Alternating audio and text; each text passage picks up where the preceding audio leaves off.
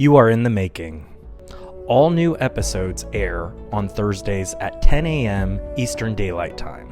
We hope you enjoy. Please follow along.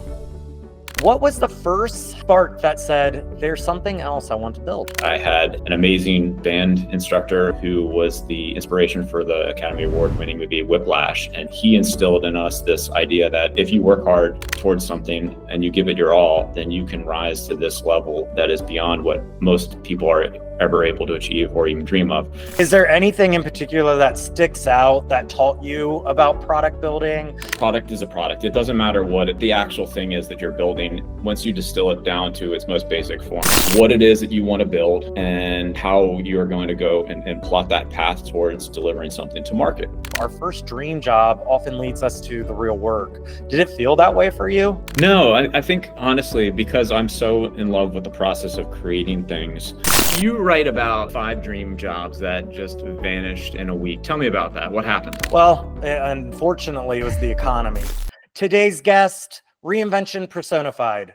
Eron Bucciarelli went from touring the world as the drummer for Hawthorne Heights to founding 3 startups, 2 of which he sold. He helped Kroger build a $1 billion in-store experience and launched their e-commerce accelerator. And now he's rethinking how we plan for the end of our life with his new venture, BeyondWill. This conversation is about building, rebuilding, and legacy in the making.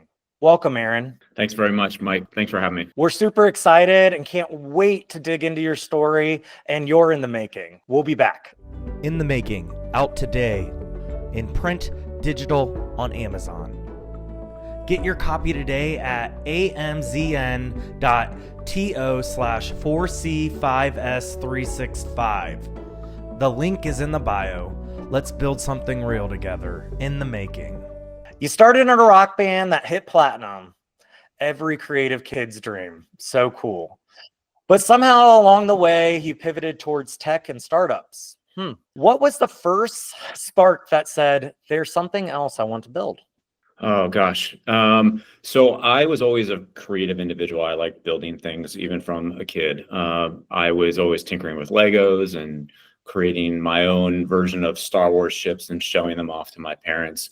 And so for me, creating music was a very easy leap for myself. In our band, we went through many different managers and record labels and booking agents, and there always had to be somebody that could thread all of those different team members together and bring them up to speed. So I became the de facto business person in the band. And through that process, I became very familiar with all aspects of the music industry, particularly copyright law, because we got into a big lawsuit with our record label. And I remember very vividly one day I was at a show. I was serving as our tour manager, and I was settling the show with the promoter, and I'm sitting down and I'm going through all of the different expense items. And on that list of expense items was a line item called performing rights fees. And what a performing rights fee is a royalty that is collected by the concert promoter. And the intent is that money goes to the songwriters of the music that are performed and broadcast in that venue at that night. And I knew from experience, we were the songwriters of our music. So theoretically, I should receive that money back on my royalty statements from my performing rights organization. So after tour, I went home. I combed through about 10 years of royalty statements from ASCAP, and I didn't have any of these performances marked anywhere on my royalty statement. And so I did some quick math. I estimated that our band had missed out on about $500,000 worth of these fees over the course of our career. And that really frustrated me. Fast forward to the next tour, I remember sitting in the van and thinking to myself, there's this technology like Shazam that I have on my phone where I can just hit a button and identify the music. Why isn't anyone applying that same technology to a venue? And so that led me down this path of exploration. And I was always kind of a technical person in addition to being a business person. And so I kind of got to this point where I was like, I can build this thing. I can develop the system that is needed to capture these performances. So songwriters actually receive the royalties that they're due. And on top of that, venues pay a fairer license fee. They're not paying for songs that they aren't actually performing. So kind of think about that as like a level billing on your energy statement versus paying for what you're actually using. So there can be a difference there. And went down the path of exploring this, got into a business accelerator. That gave me the opportunity to make the leap from the band into the startup space, give me all the tools that I needed to sort of figure out how I go about building a tech startup from being in a band. And I quickly came to the conclusion that it's basically all the same thing. It's just the names have changed. Whether you're pitching a record label or you're pitching a VC to raise money, it's the same value proposition that you're trying to communicate to them. And so it ended up being a fairly easy transition for me. Raised some money, built the business, ran it for 3.5 years. Well, you kind of the red thread, the band, and you were kind of the utility human. But is there anything in particular that sticks out that taught you about product building, and the team dynamics? I know we chatted about this, briefly before, but I'm really interested in that. Yeah. So, a product is a product. It doesn't matter what the actual thing is that you're building once you distill it down to its most basic form. So whether it's a Lego set as a kid, or it's a song, or it's a startup, or it's a feature within a bigger company's app, it's the same basic process of taking this idea that you come up with in your brain, putting it down on paper, and then poking holes in it and figuring out how you are going to build that thing and bring it into the world. And so, that looks like, as a musician, that looks like I have this idea, I want to hum it, or I want to play a few notes for my bandmates. And if they're bought into that riff, then we start collaborating on that. And then the song grows and grows and grows. We flesh it out, we demo it, we go in the studio, we actually record it, and then we release it and we promote it. The same basic function when it comes to creating a startup and a product within a startup. You're thinking about what it is that you want to build and how you're going to go and plot that path towards delivering something to market. I think the one maybe nuance and caveat between and difference between building a startup versus building a writing music is, I think when it comes to coming up with a concept for a startup, you actually want to find something that really pisses you off. Because startups are really hard. And at the end of the day, you're going to always get to a point where you just throw your hands up and say, I've had enough. This is too hard. I can go get a job somewhere else, making more money with a lot less headache. So you want to have something that you're really passionate about solving for. Whereas when you're writing music, you want to write music that really comes from the heart, and it's something that you're really passionate about. So it's kind of a little bit opposite in that sense, but the same process applies to creating that thing at the end of the day. Fire round question, one of our favorite parts of the show. Eron, this is kind of a big deal, All right. The former rock star in you. What's a song or a band you're really jamming to right now? A new band that I'm listening to is called Mind Force. They are a New York hardcore band and remind me a lot of the old school New York hardcore that I used to listen to growing up. Eron, another fire round question. We both are kind of self-starters, but sometimes you got to do the work and learn. So we're always learning. What's one great book or podcast that you're listening to that's really helping you to challenge your status quo? A book that I'm currently reading and I'm in love with is called Creativity Inc. And it's by Ed Catmull, the founder of Pixar. It's a great book. Great recommendation. We'll put a link in the bio. Awesome.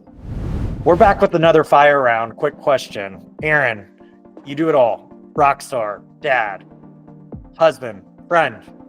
That's a lot to keep everything, aligned. What's something you do to kind of declutter the craziness and get back and grounded and centered? I do two things. One, I do routinely, which is I try to work out at least 2 to 3 times a week. And I think that's such a great way for myself to start a day, get the physical frustrations out on the weights, and really helps declutter my brain.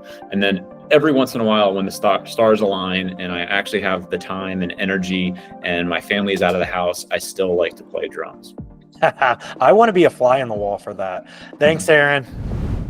Eron, we're back with another quick fire round question. What's one thing you would tell a younger Eron? Keep learning. I was not a very good student in school. I was kind of uninspired, but I've grown to love to learn.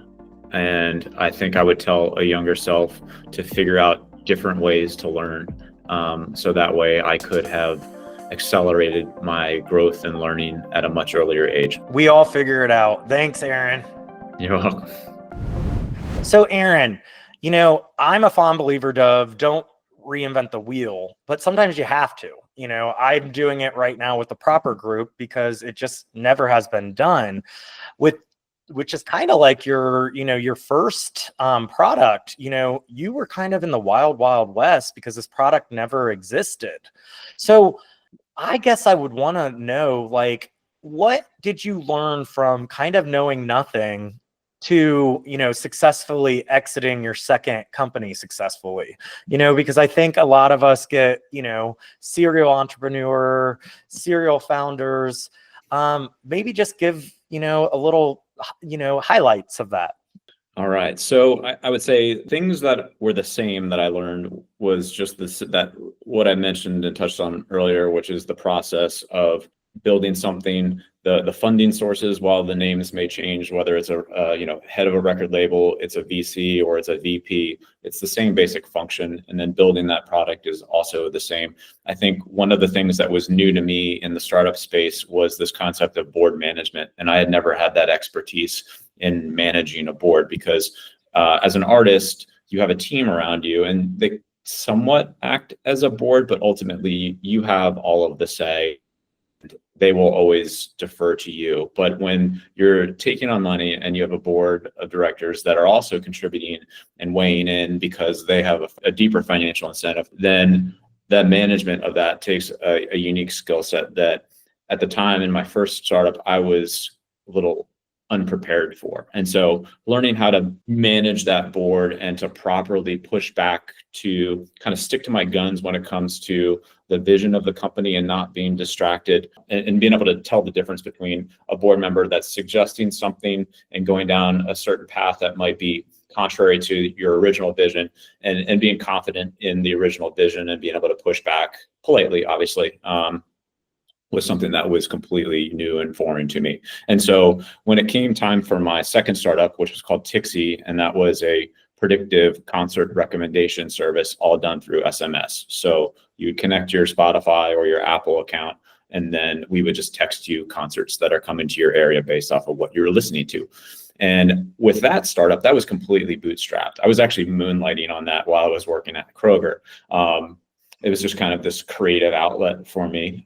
It was a very simple application for us to build, and I could kind of just work with a bunch of contractors and ship it. And it was all self-funded. So I didn't have that burden of managing a board. I wouldn't have been able to manage a board.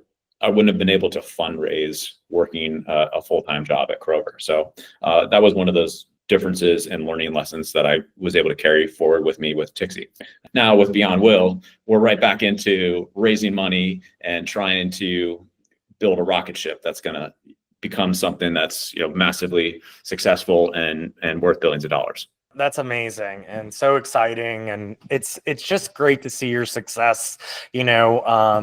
Yeah. So, lastly, before kind of going into our first break, I'd really like to know, in the book, I talk about how often, our first dream job often leads us to the real work. Did it feel that way for you? No, I think honestly, because I'm so in love with the process of creating things, it is all a dream job for me. Like I've been very fortunate. I've been able to sort of follow my passion for building things and let that be the guide for myself. And I'm not motivated necessarily by near-term financial gains so much as just following something that I'm passionate about. Some of my experiences in the band taught me that life is too short to be doing things that you're unhappy with. So I've let that sort of be my guiding light in my career. And certainly there are days, don't get me wrong, there are days that I want to pull my hair out running a startup. And it feels like there's always something that just pops up and there's a fire all of a sudden. But then when you get through that, the other side of it is you're floating on cloud nine because something amazing also just happened. And so it's this weird flux of emotions that you have to deal with. But it's all been a dream for me for the most part. That's amazing. Eron, this is just such a great, story. It's kind of, Not everybody makes it in a band. Not everybody makes it in a startup, let alone 3 startups. And it's just an awesome journey to watch. So I'm really looking forward to digging in more, and we'll be right back to In the Making. I'm back. It's Michael Betz, your host of In the Making podcast and the proud president and managing partner of the Proper Group. The past year, transforming the Proper Group has been one of the most exhilarating and rewarding experiences of my life. But when people ask, what is the Proper Group? My honest answer is, we don't fully know. Well, let me explain. We do know, we're just building something different. The Proper Group is 70% baked. Our founder, Larry Burns, laid the foundation. Now we're evolving into an elite collective of fractional C-suite leaders driving real sustainable growth. What we're not is a bloated consultancy with junior talent doing the real work, or a siloed agency only focusing on 1 or 2 functions. What we are is a cross-functional growth accelerator, a hands-on execution partner embedding with leadership teams. Because when companies grow, they grow fast. And without the right foundation, that growth won't last. That's where we come in. Let's talk, explore what we're building, and see if this would be the right fit for your team. We're just getting started, and come along for the ride. The Proper Group. We're on the move. Visit us at www.theproper.group.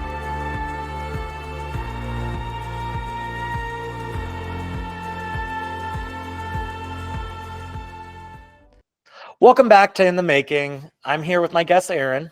So Eron, you've helped build billion-dollar experiences inside companies like Kroger, and you launched innovation bets from drones to AI. What's it like driving change inside a giant like Kroger?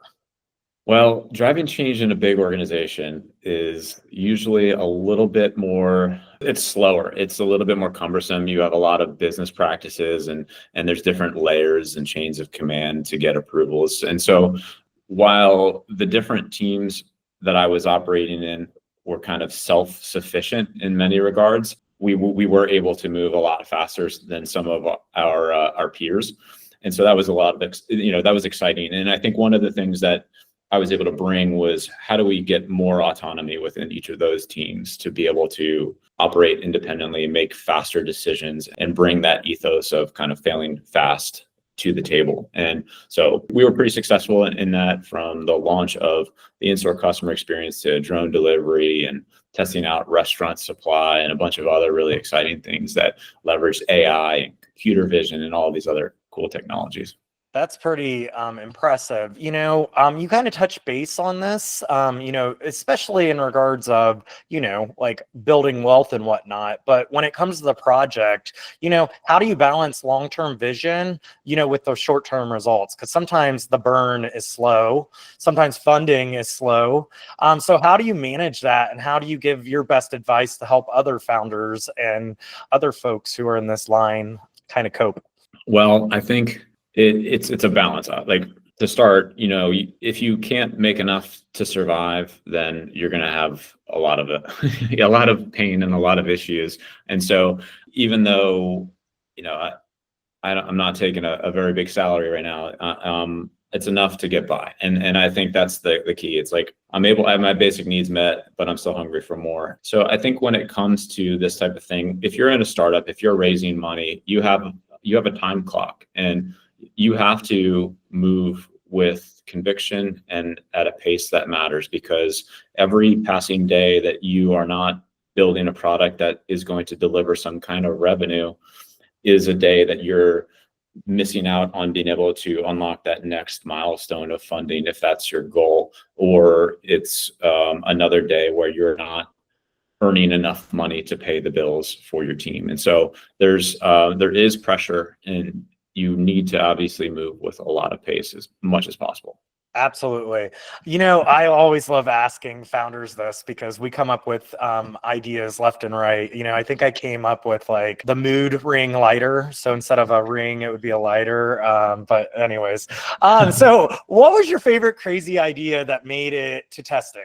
My favorite crazy idea was kind of just a spin on what I was doing with Tixi. And so whereas with Tixi, we were predictively recommending concerts based off of your musical tastes. We were able to do a similar sort of test with inside Kroger, where we were predicting what your grocery order was going to be and then just delivering it. And so you kind of subscribed as if it was a subscription service. We would send you a text message that said, here's your order. You can change a couple things if you want, but the reality is 70% of what you order every single week is the same week over week. And so our level of accuracy was pretty high when it came to that. And it was awesome to see the user feedback come back extremely positive when it came to that test. Cool.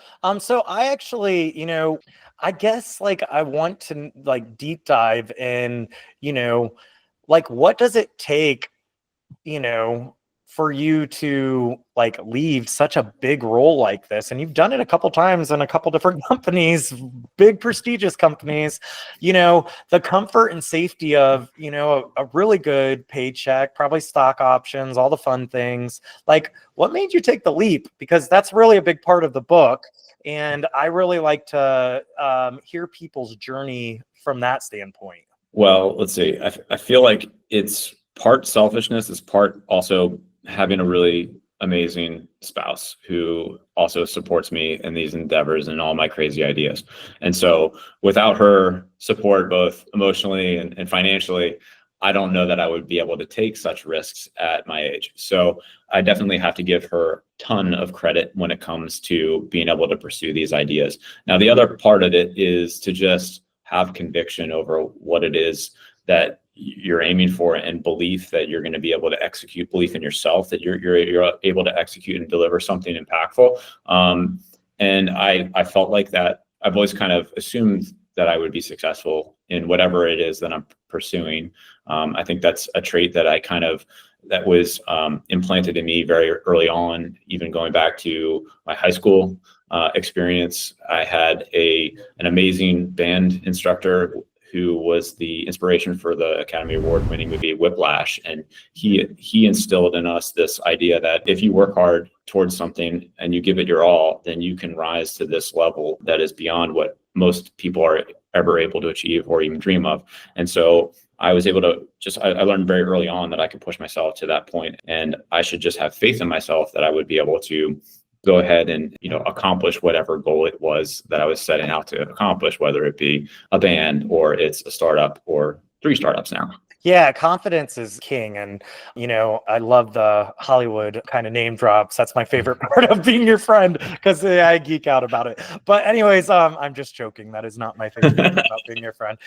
So, kind of lastly, in the book, I talk about how tension, not really failure, is often the clue that we're outgrowing a chapter. Did you ever feel boxed in, whether it's the band or whether it's corporate America or, one of the startups that you exited maybe prematurely? You could have stayed on and probably scaled it even more, but you knew it was time to go.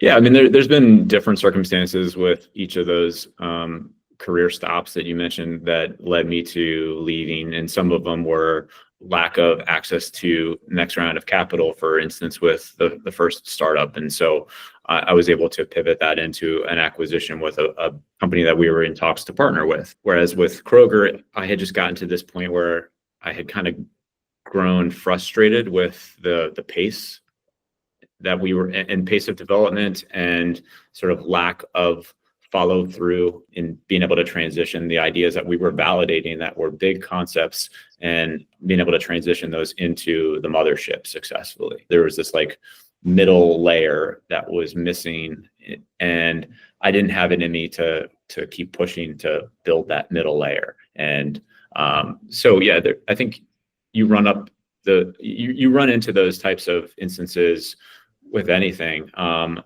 I think this gets back to my earlier statement around being motivated by the problem that you're trying to solve and having some kind of skin in the game when it comes to solving that problem. Because if you don't have that passion for solving that problem, like at Kroger, I was passionate about building these things and testing these testing these concepts and playing with new technologies.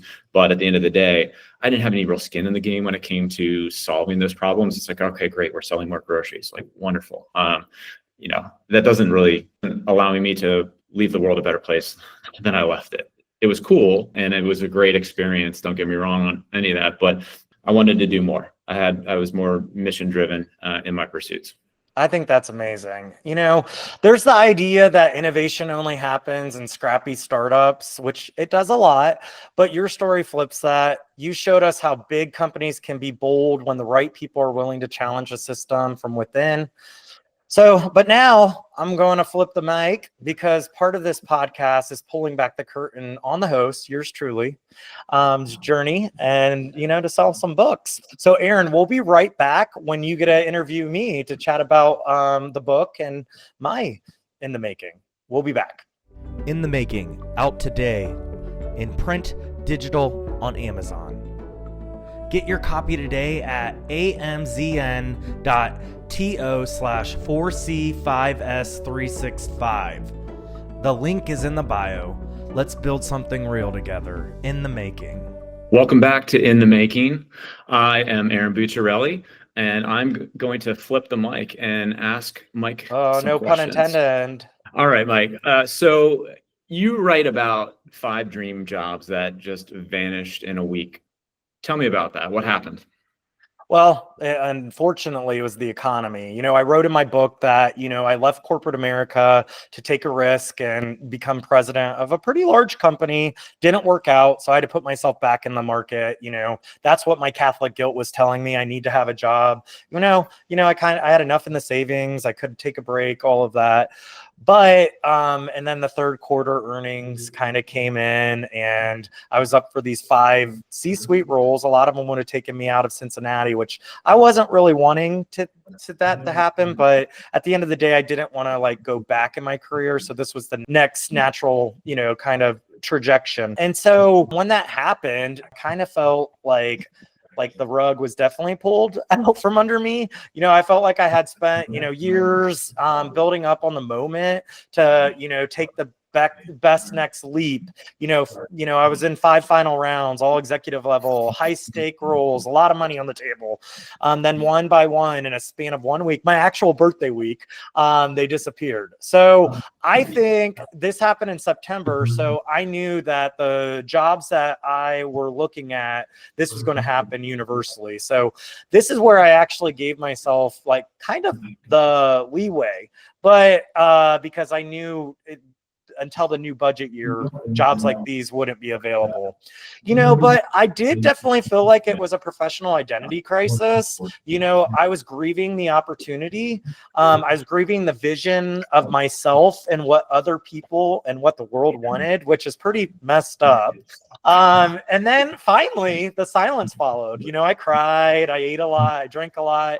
And then that's where I finally heard my, own voice again. Really, it forced me to stop chasing validation, which I think I've done my entire life. And I think we all get stuck doing that.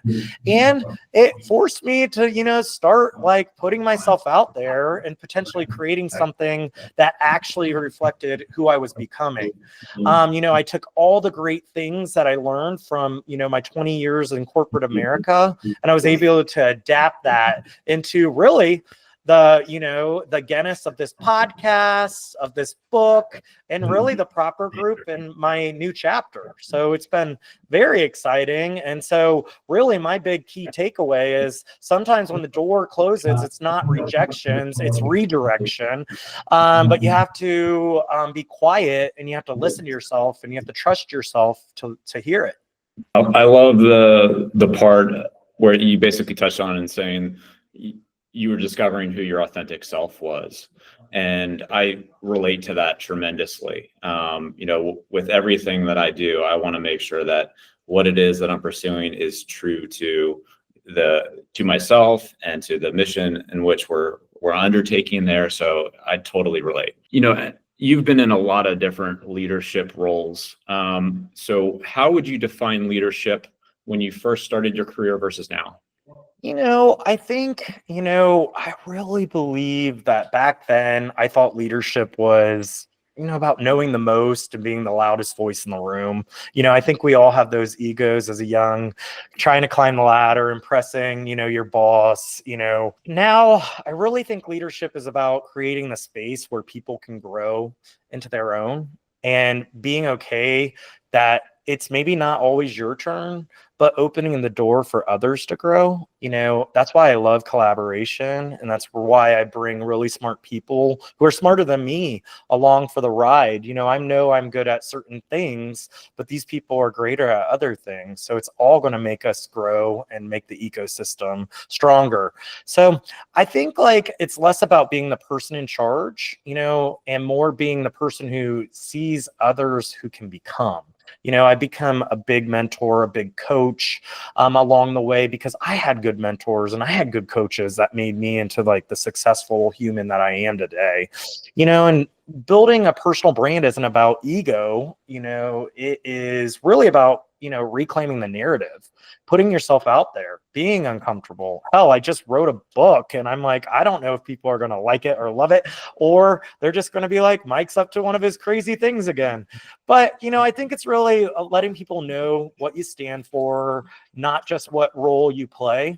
And, leadership for me, it kind of is where service meets clarity. Can I help others rise? That's a big question that I ask myself. Am I crystal clear on the values that I refuse to compromise on?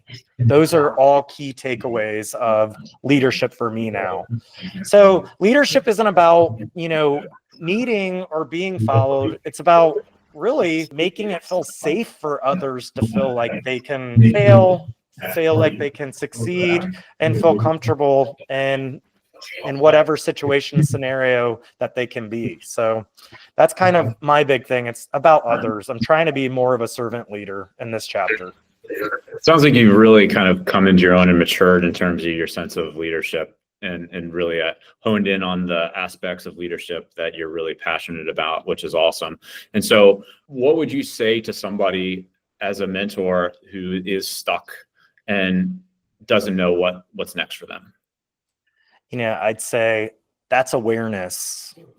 That's the grit. Most people numb it. You're feeling it. That's power. Mm-hmm.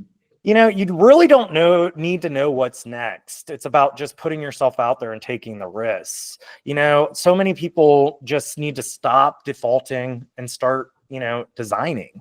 And, I love your takeaways from earlier, because that's what you've done so many times. And, you're an inspiration to me. As soon as I met you, I was like, I'm going to learn a lot from this guy, because you've done it over and over again. And I've always just followed the straight and narrow of corporate America.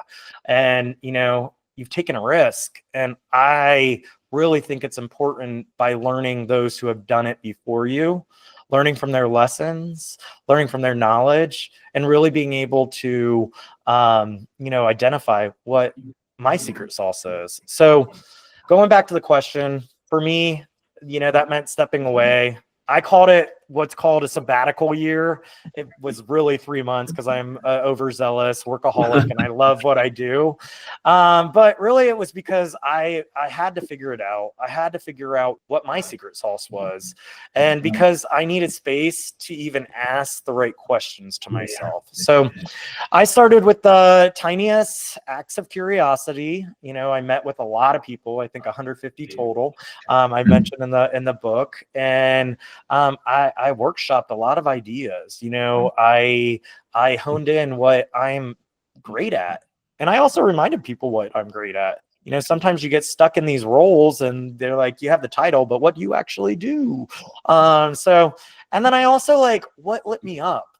All these people inspired me. And in some way or other, a lot of them were feeling stuck. And they're like, they wish they had the opportunity to potentially do this, but they have a mortgage. They have kids that they have to send to private school or college.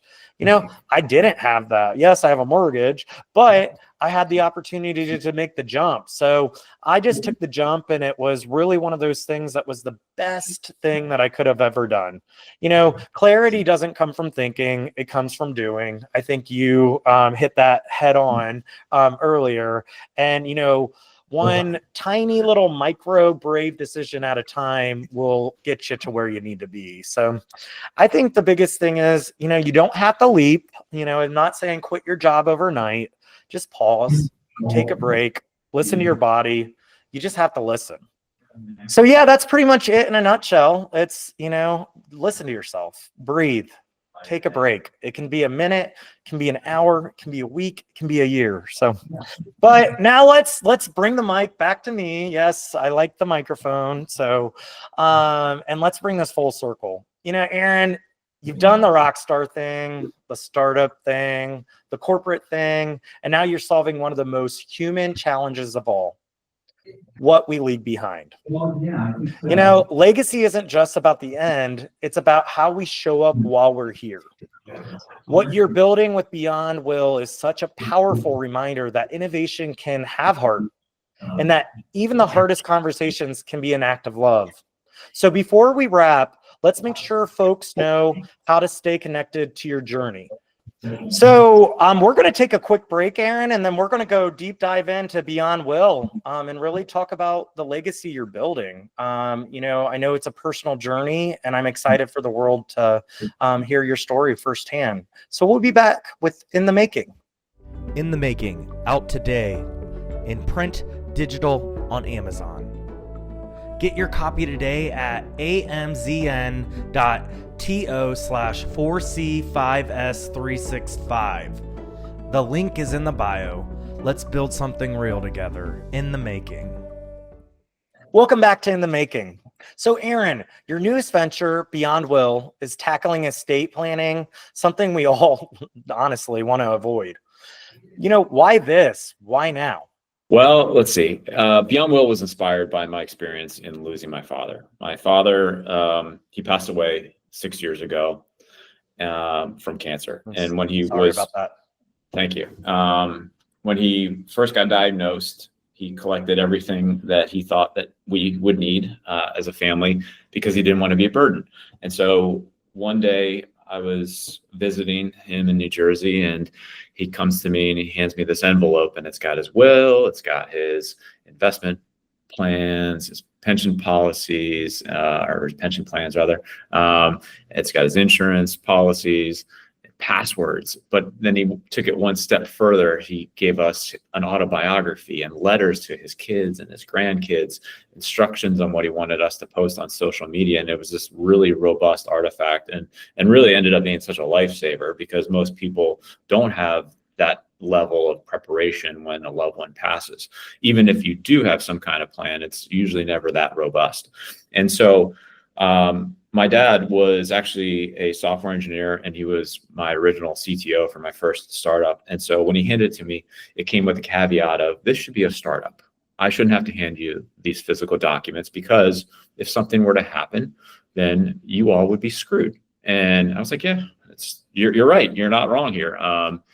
I think I was still working on my first startup at that point. So I kind of tucked that idea behind. And fast forward to when he passed away, and all of a sudden, my mother and my brother and I had to act on all of the information that he had collected. And what we discovered was there was no playbook on what to do and when to do it and in what order to do it. And it was a really frustrating thing. It actually ended up taking my mother 9 months to settle his estate, which is actually around average. So for a lot of people, it can take years to fully settle an estate, because in a large part, they're waiting on a lot of this information to come in. They're waiting on the mail. They're trying to get a hold of old employers to find out if there was a retirement policy, and all of these things that have to happen in the wake of losing someone. So, but still, through that 9-month process, even though it was fairly average in duration, it still robbed my mother, and by proxy, my brother and I, of the ability to grieve and process that loss, because we were so focused on trying to figure out how to get the insurance money paid out so that way my mother could pay the mortgage, as one instance. And there were many other things like that. And so that was like one of those light bulb moments of saying to myself, yeah, it's great to have all of this pre-prep work done, but there's this other opportunity here, and that is to help the family. And so that became the original concept behind what is now BeyondWill. We've since grown that. I have a co-founder named Justin Deja, whom I met at Kroger. We were working on different areas of innovation together. He grew frustrated with Kroger before I did, and he left. And then one day I was meeting up with him for lunch, and I was asking him what he was up to. And he mentioned that he wanted to start a company. And so remembering that I had this idea that I was sitting on, I kind of pulled it out and said, hey, what about this concept? I think there's a lot of legs here. It's the right time in the market. You have a wave of baby boomers that are going to start to pass away. And you also have folks of my generation and that like Gen X millennial generation that are also now the ones responsible for taking care of their elder parents. So it seemed like the right time. Nobody had really fixed estate planning historically, and even to this day, with the exception of BeyondWill, is very static. So you create this estate plan, and then life goes on, and everyone forgets to update that estate plan. And so updating this plan became a real big piece of our platform and a key differentiator for us out there. So just to put some numbers around that, only 30% of people have an estate plan to begin with. And then of those, 70% have an outdated plan. So that means they had a kid, they bought a house, they opened a new retirement account or something that should have triggered an update to their estate plan and isn't in there. And so what that means is they effectively don't have an estate plan, or they're creating some kind of headache for their loved ones when you're gone. So that has become a big part of our platform. So we aim to help people create estate plans, make it easier. We've had people go through the platform in under 30 minutes and create a will. And then we want to make sure that those plans stay up to date with life events. And we want to do that through periodic check-ins and always on methods where we're detecting changes in accounts and whatnot, and then proactively asking you to come update your plan. And then finally, the next phase of this is going to be in helping people settle their affairs. That's amazing. That is just, I'm going through the same kind of struggles. And, I lost my father, 13 years ago, and we had the same issue. And, you hear it time after time again. And it sucks that it had to happen to you in order for you to find a solution, because you're a fixer and you're a doer, but, you're making your dad proud. So I'm very happy that you were able to do that.